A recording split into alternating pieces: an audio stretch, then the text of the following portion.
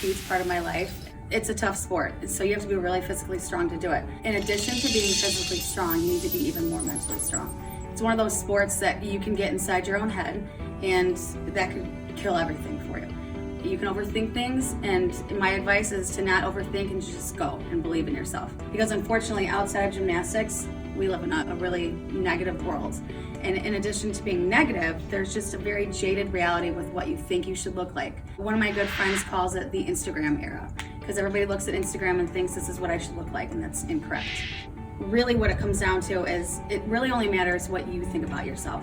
You really need to get out of your own head and just not worry about what everyone else is thinking. Everyone has their own stuff to deal with. So the more pressure you put on yourself, the harder you make it for yourself. I've taught yoga now for 15 years in addition to being a real estate agent. I always tell people, you have to be your biggest cheerleader. And so when no one else is clapping for you, you need to clap for yourself.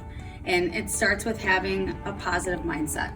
Because obviously, in addition to the fear of being out on a apparatus by yourself, all eyes are on you, then you get out to the real world and you're like, God, I mean, life can be scary, obviously, because unfortunate things happen to all of us. But at the end of the day, the self-doubt that will always set in, you really got to think to yourself, I can do this, and it's all that inner dialogue. When you have that positive mindset, it bleeds onto others. And the more that we realize, and you don't even realize, you have an effect on people that you have no idea.